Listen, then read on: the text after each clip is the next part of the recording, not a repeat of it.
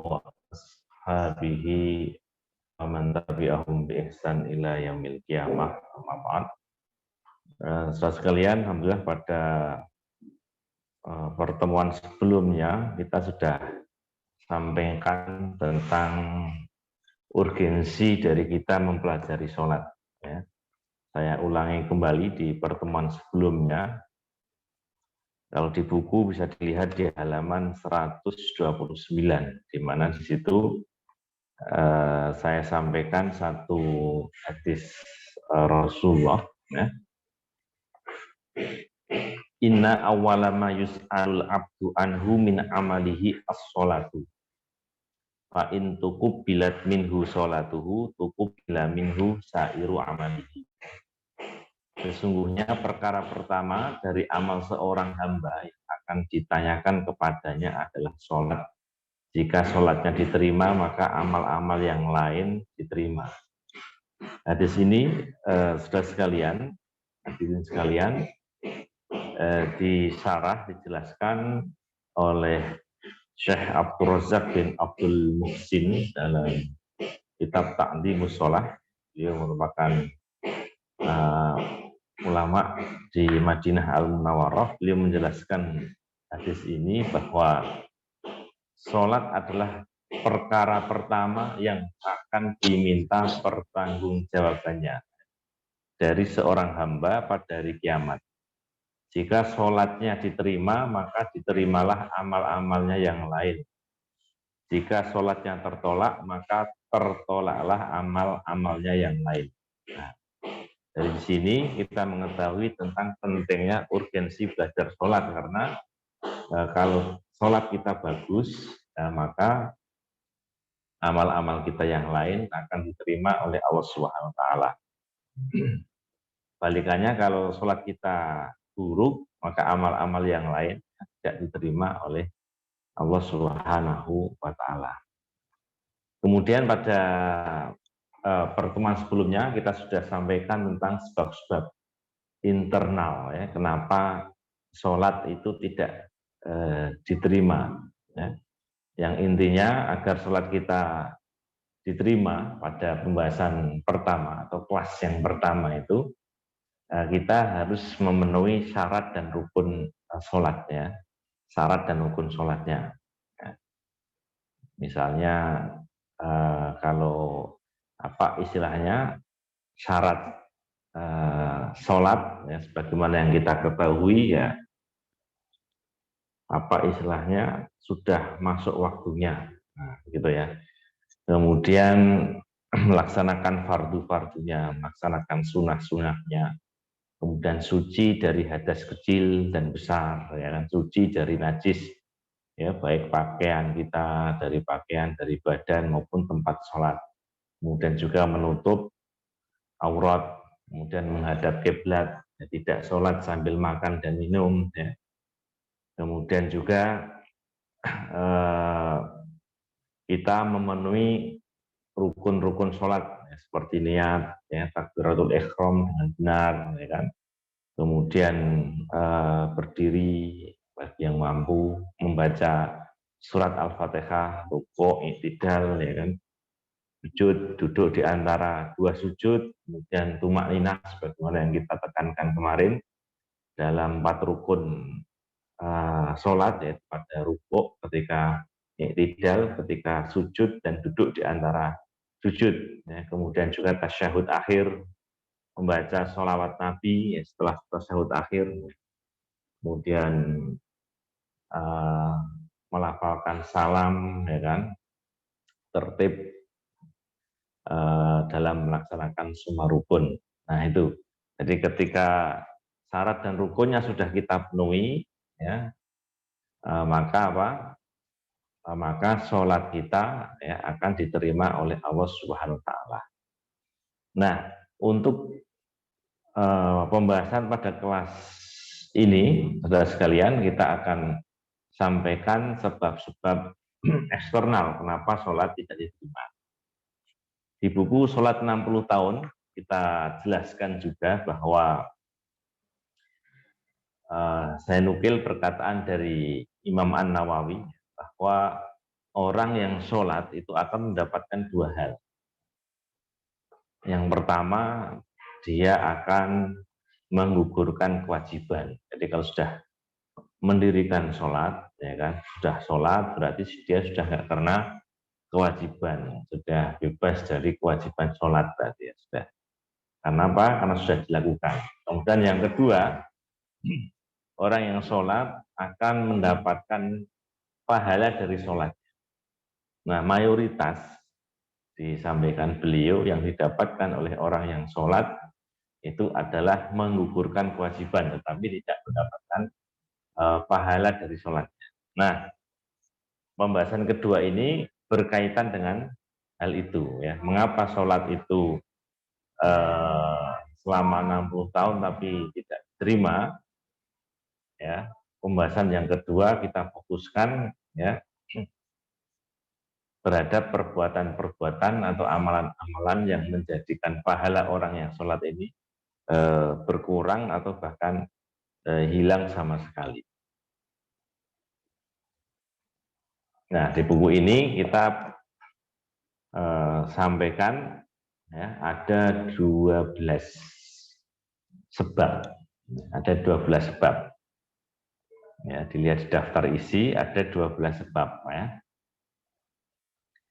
Dari 12 sebab bisa kita kategorikan ya. Yang pertama adalah yang berkaitan dengan kewajiban-kewajiban kita kepada Allah. Ya, hablum minallah. Yang kedua adalah terkait dengan hablum minannas, ya, hubungan kita dengan manusia. Nah, secara garis besar itu ya, yang menyebabkan pahala seseorang ketika sholat itu berkurang atau bahkan tidak dikasih pahala, nggak mendapatkan pahala, ya, itu dikarenakan hubungannya dengan Allah tidak bagus, ya, yang pertama. Yang kedua, hubungannya dengan manusia tidak bagus. Nah, meskipun syarat rukunnya sudah dipenuhi, tetapi ketika hubungan atau hak-hak kewajiban-kewajiban dia kepada Allah tidak ditunaikan, kewajiban dia kepada manusia nggak ditunaikan dengan bagus, ya kan, sebagaimana yang diwajibkan, maka dia tidak akan mendapatkan pahala dari sholatnya atau dikurangi pahalanya. Nah, di sini yang pertama yang saya bahas adalah terkait dengan keyakinan, ya, keyakinan atau akidah orang yang sholat. Nah, yang pertama mempercayai dukun, peramal atau paranormal. Ya. Mempercayai dukun, peramal atau paranormal. Di dalam hadis Imam Muslim dalam kitab Sahih Muslim ya, Rasulullah bersabda, man ata arrofan fasa'alahu an syai'in lam tuqbal lahu sholatun arba'ina lailah. Ya. Barang siapa yang mendatangi dukun atau paranormal dan bertanya kepadanya tentang sesuatu, ya, maka sholatnya tidak diterima selama 40 malam. Nah, ini menunjukkan ada orang Islam, dia menjalankan sholat, ya kan, melaksanakan sholat, tetapi dia masih ada keyakinan yang keliru. Dia masih percaya kepada dukun, pada paranormal, ya, kepada peramal. Sehingga apa? Sehingga ketika ada suatu masalah, dia datang ke dukun itu. Kemudian apa? Fasa'alahu. Ya, dia tanya, tentunya minta solusi. Solusinya bagaimana? Ya, misalnya saya ini dari kecil sampai sekarang miskin terus. Solusinya gimana, Mbak? Misalnya ya. Pekerjaan atau jualan kok nggak lancar-lancar. Solusinya gimana? Nah, ini dia bertanya, minta solusi, ya, minta petunjuk kepada dukun tadi. Nah, jika hal itu dilakukan, nah, maka kata Rasulullah di sini, lam tuqbal lahu sholatun arba'ina lailah. Sholatnya tidak diterima selama 40 malam atau 40 hari. Nah, di sini dijelaskan juga oleh Imam An-Nawawi, saudara sekalian, ya, bahwa maksudnya sholatnya diterima, tetap diterima, artinya dia tidak harus mengulangi sholatnya, sudah dianggap bisa menggugurkan kewajiban, tetapi dia tidak mendapatkan pahala dari sholatnya selama 40 hari. Nah, ini kan sesuatu yang merugikan, yang bisa membuat sia-sia terhadap usia, umur yang diberikan Allah kepada kita. Karena apa? Karena secara zahir dia sudah sholat ya selama 40 hari, ya, 5 kali sehari 5 kali, ya kan, kalikan 40, ya kan, sudah sholat katakanlah 200 kali sholat, tapi nggak dapat pahala. Nah, karena apa? Nah, karena dia memiliki keyakinan yang batil, ya. Seharusnya masalah rezeki, masalah seluruh, ya kan, seluruh masalah dalam urusan dunia maupun akhirat, ya sebenarnya kita sudah diberikan petunjuknya oleh Allah. Ada dalam Al-Quran dan As-Sunnah. Ya. Sudah kita pelajari, kalau yang belum paham, tanya kepada ahlul ilmi, ya, pada orang yang paham, ya, pada orang yang punya ilmu. Nah, solusinya ada di situ. Nah, ini keyakinan yang benar. Kemudian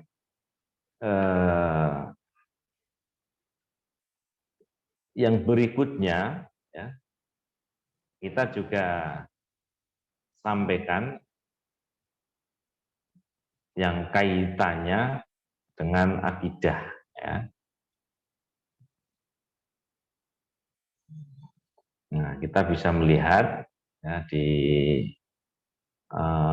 poin yang ke-10 kalau di situ, ya, di buku itu, yaitu melakukan perbuatan syirik, ya, melakukan perbuatan syirik. Jadi ini juga terkait dengan hubungan seseorang dengan Allah, ya.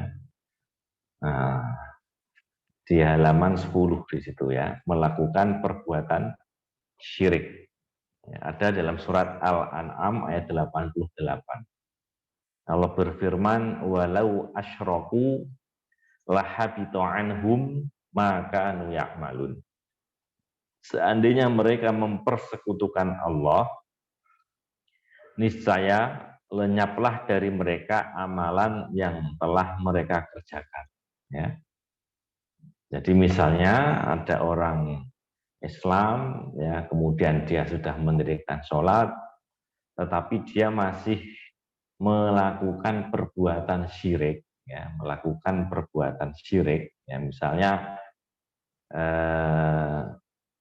apa istilahnya, dia masih meyakini, ya, masih meyakini bahwa yang bisa memberikan rezeki itu tidak hanya Allah Subhanahu wa taala. Misalnya dia meyakini ada jimat, ya kan, ada keris, ya kan, ada dukun, ada raja dan sebagainya yang dia yakini kalau itu dipakai rezekinya lancar, rezekinya apa istilahnya, dagangannya laris dan sebagainya. Nah, ini adalah termasuk perbuatan kesyirikan, ya, perbuatan kesyirikan. Dan ini tidak hanya sholat, ya, tidak hanya sholat, tetapi juga seluruh ibadah, ya. Walau asyraku lahabita anhum ma kanu ya'malun. Seandainya mereka mempersekutukan Allah, niscaya lenyaplah dari mereka amalan yang telah mereka kerjakan. Nah, maka disinilah urgensinya kita belajar tauhid, belajar akidah yang benar, ya kan, sehingga ketika beribadah memang murni karena Allah Subhanahu wa taala. Nah, tidak ada keyakinan-keyakinan yang keliru. Nah, ini, ya, jadi yang terkait sebab-sebab eksternal, ada yang terkait dengan masalah akidah atau keyakinan manusia kepada penciptanya. Nah, yang saya sampaikan ada dua hal tadi, yaitu melakukan perbuatan syirik, ya, dan juga percaya kepada dukun atau paranormal. Kemudian sebab yang menjadikan sholat seseorang tidak diterima atau pahalanya ini berkurang ataupun nggak dapat pahala, ya, yang berikutnya adalah karena dia melanggar dosa-dosa besar, ya kan? Melaksanakan dosa-dosa besar atau melaksanakan dosa-dosa yang terkait dengan apa istilahnya hubungannya dengan manusia. Kita sampaikan dulu yang kedua, ya, yang kedua. Ini berkaitan dengan dosa yang dilakukan oleh manusia, ya, khususnya dosa besar, ya, yaitu minum minuman keras. Yang di dalam hadis At-Tirmidzi, di sini disahihkan oleh Syekh Albani, ya, Rasulullah bersabda, man syaribal khamra lam yakbalillahu lahu sholatan arba'ina subahan. Siapa yang minum minuman keras, minum khamr, maka sholatnya tidak akan, ya, Allah tidak akan menerima sholatnya selama 40 hari, 40 subuh tidak diterima. Ya. Nah, ini karena apa? Karena dia melakukan dosa besar, ya, yang ada ancamannya dari Allah Subhanahu wa taala. Salah satu ancamannya adalah sholatnya tidak diterima selama 40 hari. Jadi maksudnya sama, sholatnya bisa menggugurkan kewajiban, tetapi dia tidak mendapatkan pahala selama 40 hari. Oleh karena itu, yang menjadi perhatian kita adalah supaya sholat kita sempurna secara pelaksanaan dan sempurna pahalanya, maka hendaknya kita menjauhi dosa-dosa besar. Nah ini, ya, yaitu minuman keras di sini yang kita bahas. Kemudian juga yang termasuk dosa besar yang dilakukan manusia sehingga sholatnya tidak berpahala, ya kan, adalah makan makanan haram atau memakai pakaian yang haram. Ya, dalam hadis At-Tabrani disebutkan, ya, kullu lahmin nabata minas suhti fannaru aula bihi. Setiap daging yang tumbuh dari barang haram maka neraka lebih layak baginya. Ya. Nah ini, ya, jadi kalau seorang melakukan dosa yaitu makan makanan yang haram, apakah itu zatnya yang haram, ya, misalnya makan babi atau minuman keras tadi, ya, atau caranya yang haram, cara mendapatkannya, ya, apakah dengan berjudi, ya kan, apakah dengan korupsi, dengan suap, ya kan, maka sehingga harta yang dapatkan dengan cara yang haram tadi dimakan atau digunakan untuk membeli pakaian, ya, kemudian pakaiannya digunakan, ya, untuk mendirikan sholat, ya, maka dia tidak mendapatkan pahala dari sholatnya itu. Nah, makanya harus hati-hati dalam masalah barang yang haram, ya kan? Harus hati-hati. Dalam kitab Al-Kabair jelaskan banyak contohnya memakan harta yang haram. Ya. Imam Ad-Dabi memberikan contoh dalam kitab Al-Kabair misalnya adalah menyembunyikan perampasan orang sebelum dibagi. Ya. Nah itu termasuk perbuatan mengambil harta yang haram atau mencuri. artinya mengambil milik orang lain secara sembunyi-sembunyi. Ya, itu juga termasuk cara istilahnya cara yang tidak benar. Kemudian juga di situ dijelaskan mengambil secara paksa. Kalau mencuri kan cara sembunyi-sembunyi ya, tidak diketahui oleh pemiliknya. Tapi ada juga cara yang cara paksa, cara terang-terang, misalnya merampok, ya, jambret, begal dan sebagainya. Ada juga yang disebutkan karena yang pekerjaannya itu ya tidak dibolehkan, ya kan? Misalnya apa? Ya, misalnya adalah profesi sebagai dukun, ya kan, penyihir, ya kan, kemudian apa? Menjual kehormatan diri, ya, PSK dan sebagainya, ya, judi, ya kan, nah, banyak yang dilarang dari jenis pekerjaannya. Nah itu harus dihindari agar sholat kita ini ya diterima oleh Allah Subhanahu Wa Taala. Ya, artinya bisa menggugurkan kewajiban dan juga bisa mendapatkan pahala dari Allah Subhanahu Wa Taala. Ya, kemudian yang ketiga, kalau tadi yang menyebabkan atau sebab eksternal ini karena masalah akidahnya nggak benar, kemudian yang kedua karena melakukan dosa besar, maka yang ketiga ini yang saya bahas dalam buku Sholat 60 tahun tapi tidak diterima adalah karena hubungannya yang tidak baik dengan sesama manusia. Contohnya apa? Nah, contohnya kalau di buku Sholat 60 tahun, ya, saya beri contoh menyakiti tetangga. Ya, menyakiti tetangga. Nah, itu bisa kita lihat ya, menyakiti tetangga di halaman 186. Ya, jadi di dalam hadis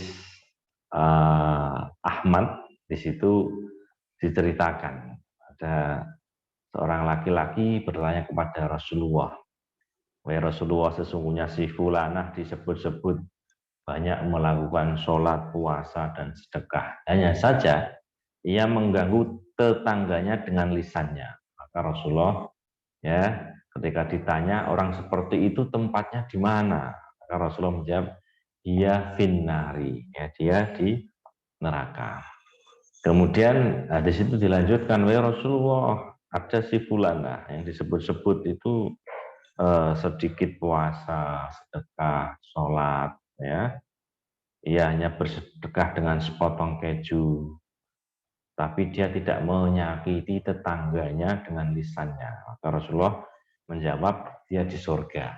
Nah, ini menunjukkan bahwa meskipun seorang itu selain sholat atau hal-hal yang wajib, dia memperbanyak amalan sunnah, sudah sholat wajib. Hadis tadi menjelaskan dia melakukan sholat sunnah, ya, selain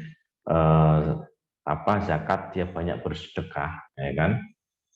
Tetapi karena dia itu menyakiti tetangganya, ya, maka Rasulullah menyebutkan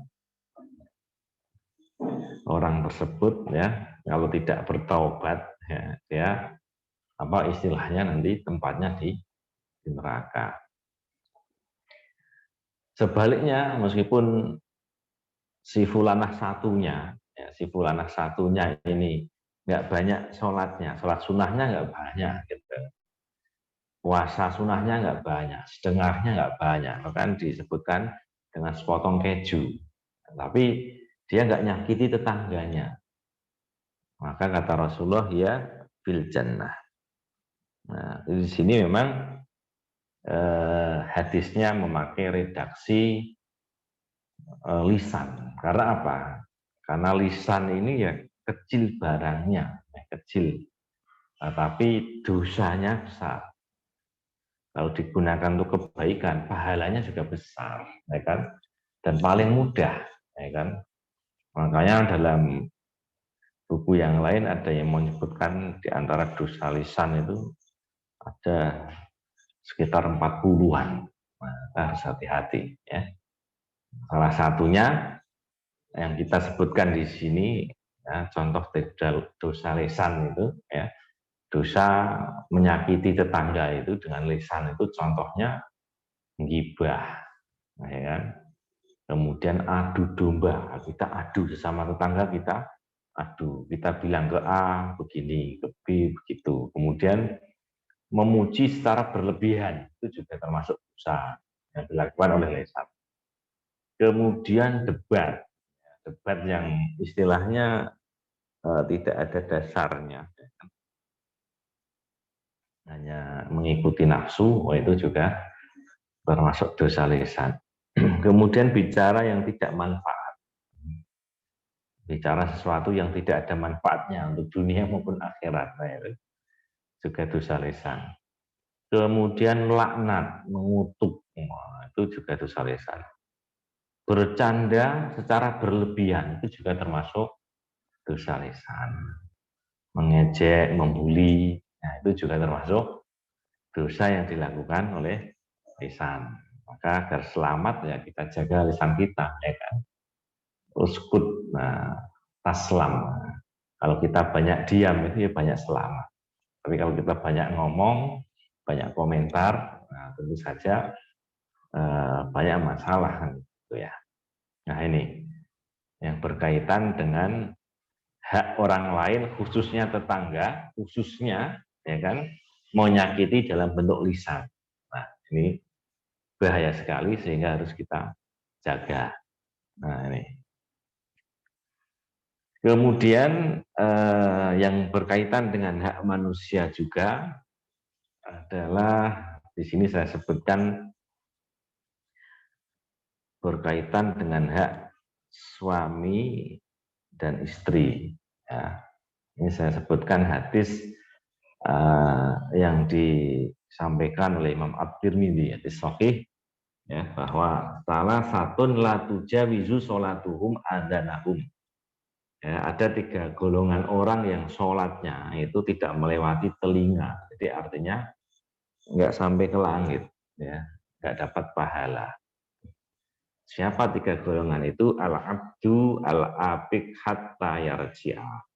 Ya, yaitu seorang hamba sahaya yang melarikan diri dari tuannya sampai dia balik lagi. Ya. Selama dia lari, ya nggak izin, ya kan pergi. Nah, itu apa? Selama itu sholatnya tidak diterima. Artinya tidak mendapatkan pahala dari Allah Subhanahu wa taala. Kemudian wa mar'atun batat wa zaujuha 'alayya sahitun, ya. Yaitu seorang istri yang bermalam ya, tidur sedang suaminya marah kepadanya.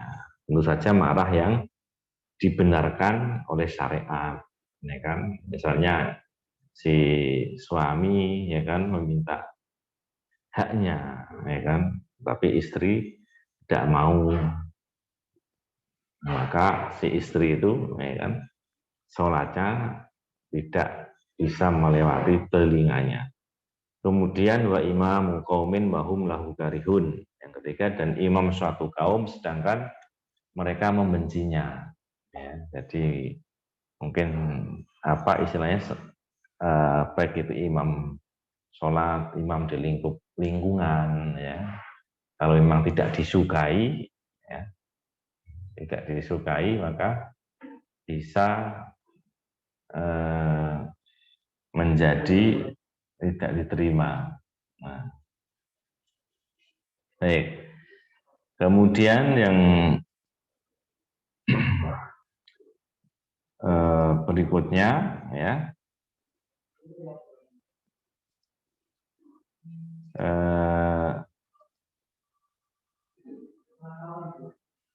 bermusuhan secara tidak hak.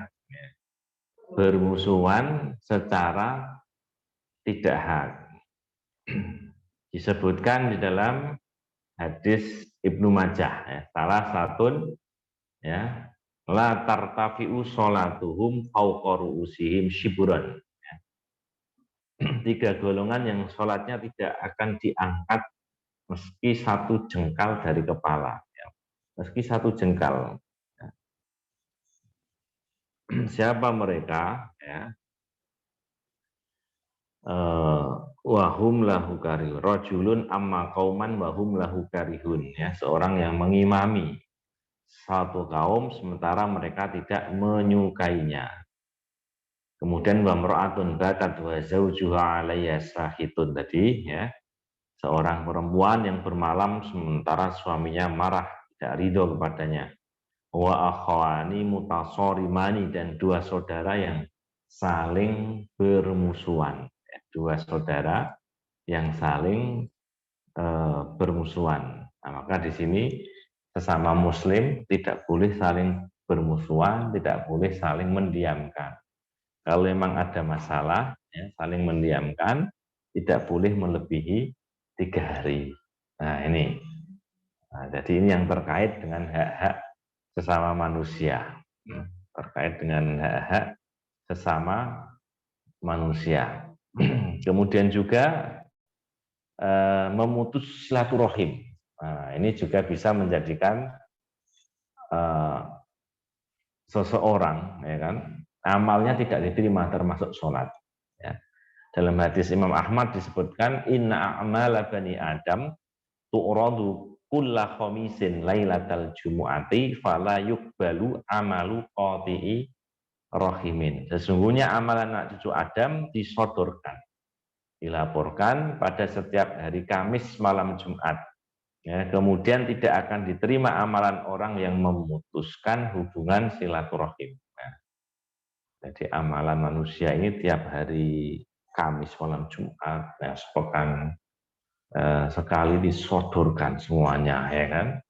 Kemudian fala yuqbalu amalu qati'i rahimin, ya. Ada yang tidak diterima. Siapa yang tidak diterima amalnya? Maka di sini disebutkan qati'i rahimin, orang yang memutus hubungan silaturahim. Nah, artinya kalau kita punya keluarga, ya kan, punya orang tua, punya saudara, bibi, paman dan sebagainya, kemudian kita memang sengaja nggak mau datang, nggak mau menjalin komunikasi, memang sengaja nggak mau, ya kan? Kita sengaja mau putus silaturahmi, putus hubungan, maka bisa terkena dalam ancaman hadis ini. Ya. Baik. Kemudian selain berkaitan dengan apa istilahnya hubungan dengan manusia, ya, ada juga yang berikutnya. Ya, di sini saya sebutkan memakai minyak wangi saat pergi ke masjid bagi wanita. Nah, ini karena apa? Karena bisa mengganggu jamaah sholat. Nah, itu juga berkaitan dengan kekhusyukan ibadah. Ya, ketika melaksanakan sholat berjamaah atau ketika berada di masyarakat. Ya. Kemudian juga ada yang berkaitan dengan, kalau di buku Sholat 60 tahun, di situ bisa dilihat, ya. Saya tambahkan di situ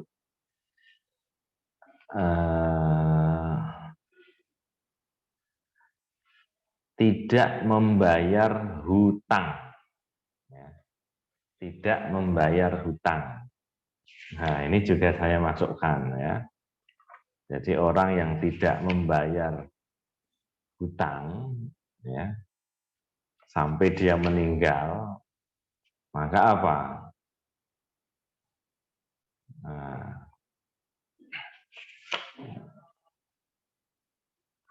maka nanti, ya kan, hutangnya itu akan dibayar, ya kan, akan dibayar dengan mengambil apa istilahnya dosa-dosanya, gitu ya, apa, dengan mengambil pahala-pahalanya dia. Nah, ini ada hadis panjang di sini sebutkan, saya tekankan betul, ya, orang yang sholatnya sudah bagus, patut bersyukur Tetapi ketika punya hutang ya harus ditunaikan. Ya, harus ditunaikan. Kalau belum mampu harus menyampaikan komitmennya. Jadi jangan ngemplang bahasanya ya. Jangan ngemplang. Innar rajula idza ghurima haddasa fakadzaba wa wa'ada fa akhlafa ya. Sesungguhnya seseorang yang biasa berhutang, jika dia berbicara maka dia berdusta. Jika dia berjanji maka dia mengingkari. Karena apa? Nah, karena sudah banyak hutang, sudah biasa hutang sana sini. Ketika dia apa istilahnya sudah jatuh tempo belum mampu bayar, pasti pikirannya dia akan menyelamatkan diri. Caranya apa? Cari-cari alasan. Makanya kalau ngomong banyak dusta, kalau berjanji banyak ngingkari. Berbeda dengan orang yang nggak punya hutang, karena nggak ada yang nagih, hidupnya tenang dan tidak berpikir untuk berdusta. Nah, tidak pernah berpikir untuk berbohong, cari-cari alasan atau mengingkari janji. Kemudian juga ada hadis ya, bahwa Rasulullah tidak mau mensolati orang yang masih punya hutang. Nah itu ya. Makanya apa? Makanya Rasulullah tanya, orang ini punya hutang enggak? Ketika sahabat menjawab, ya dia punya hutang ya Rasulullah. Rasul jawab, saya nggak mau ngutangi, nggak mau nyolati sampai ada yang menanggung hutangnya. Nah, ini.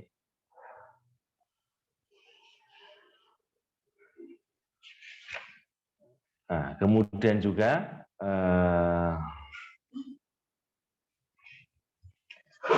saya sebutkan, ya kan,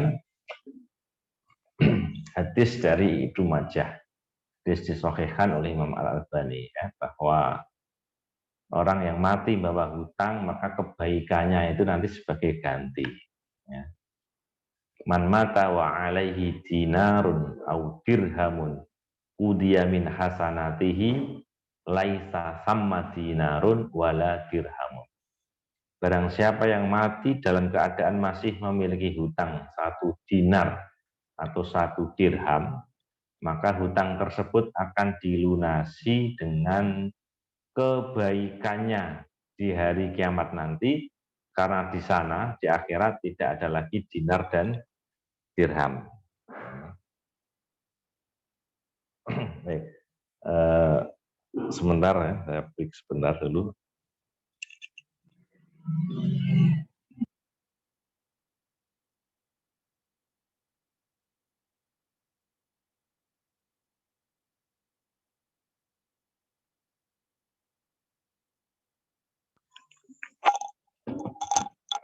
Baik. Jadi itu sehingga saya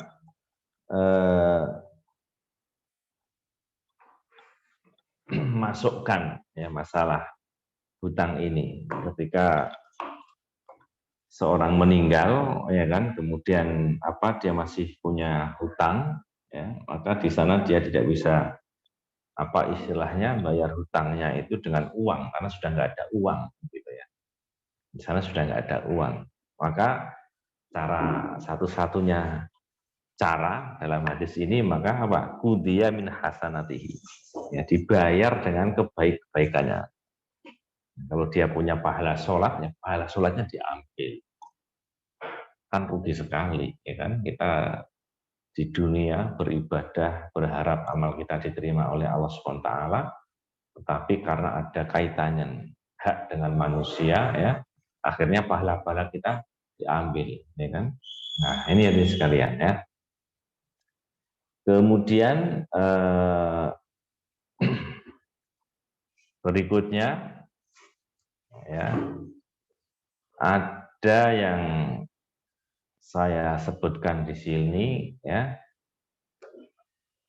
kaitannya dengan memakai pakaian melebihi mata kaki atau isbal.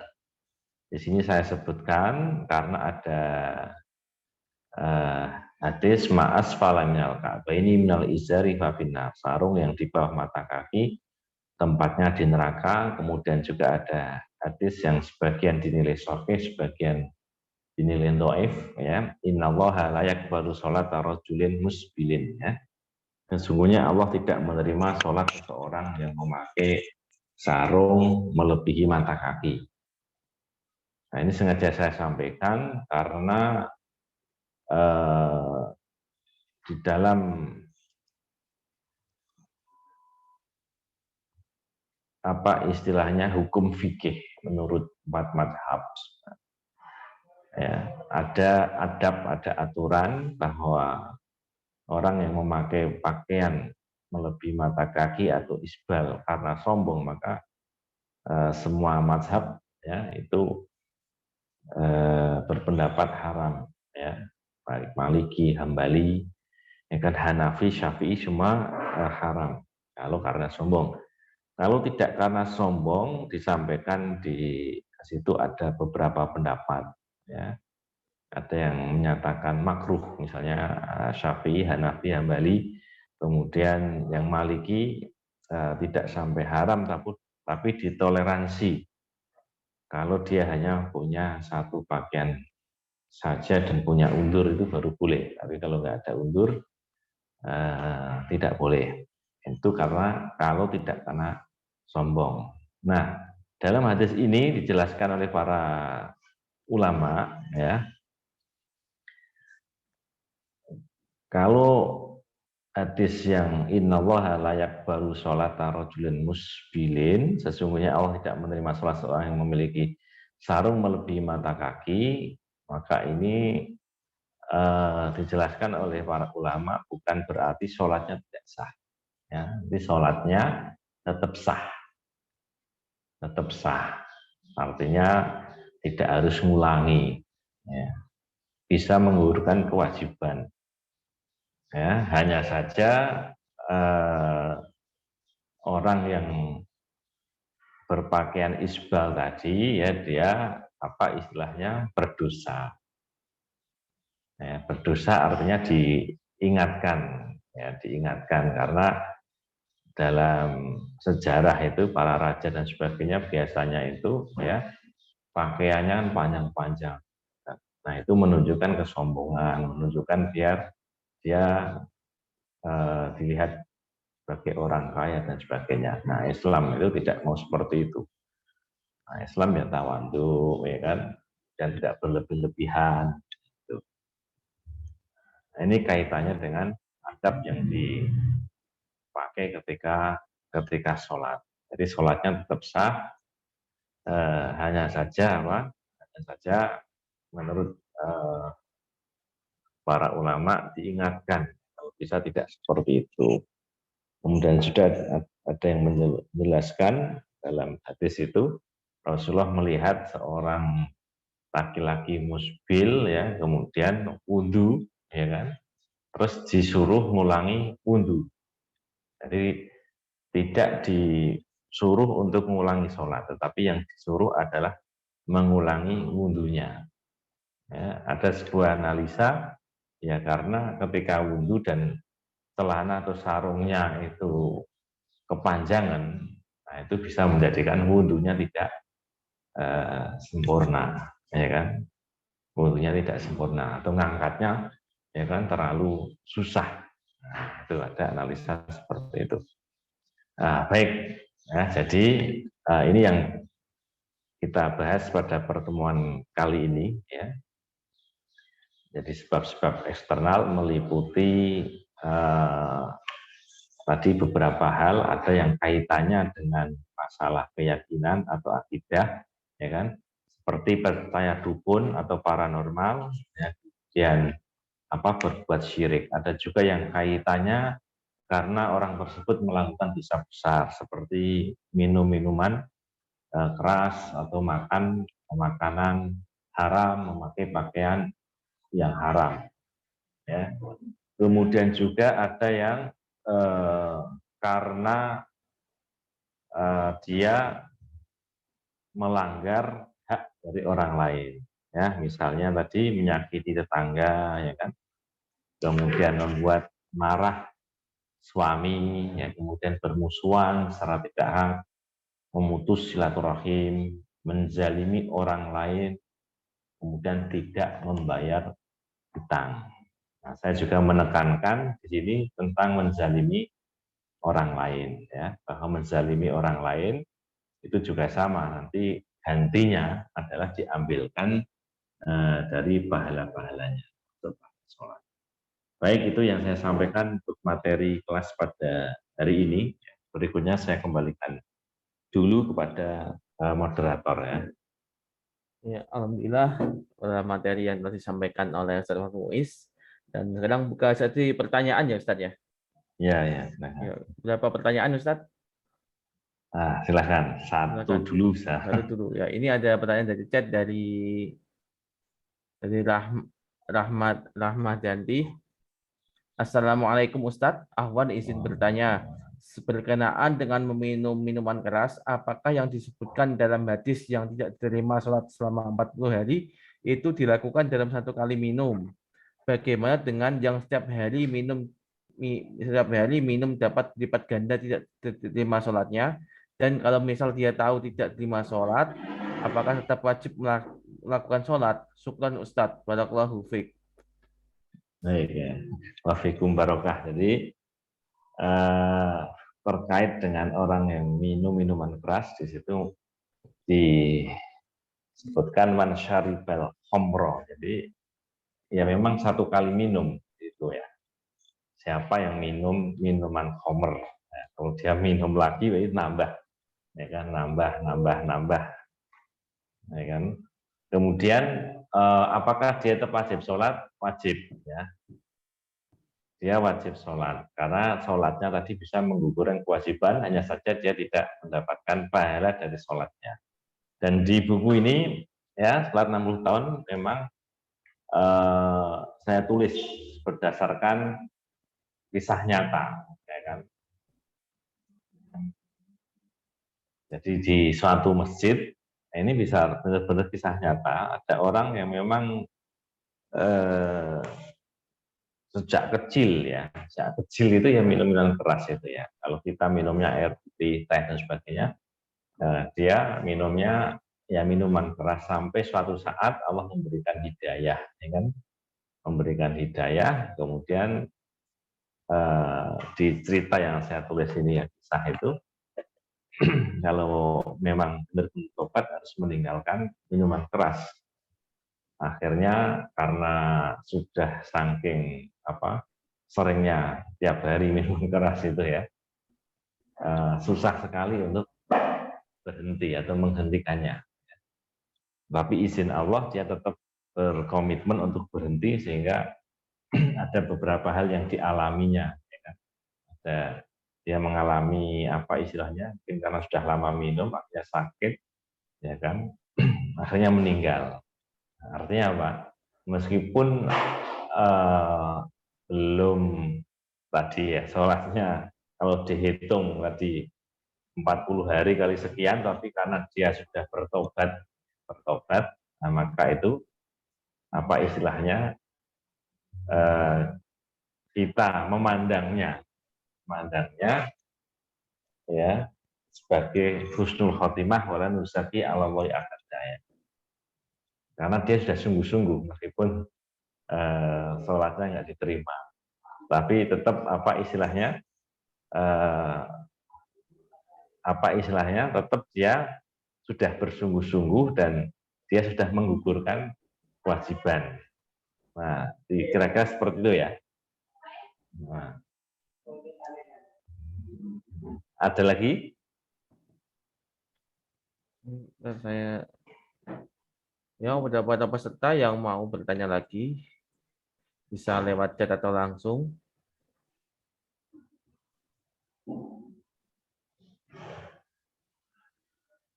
Nah, para peserta.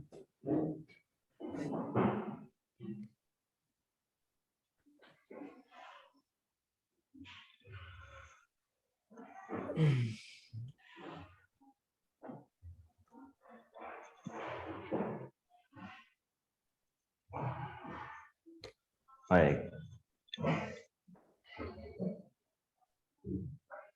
Kalau tidak ada, masih ada.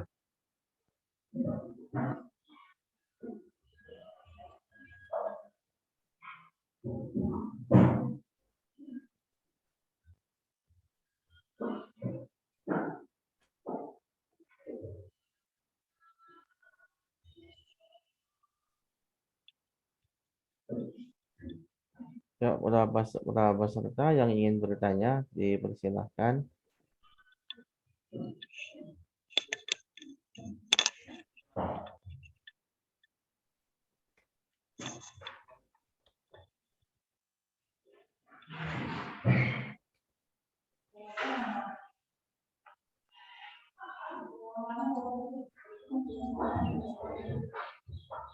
Masih ada? Sudah nggak ada, Ustaz. Baik, kalau nggak ada mungkin kita kasih apa kata-kata penutup ya. Baik, jadi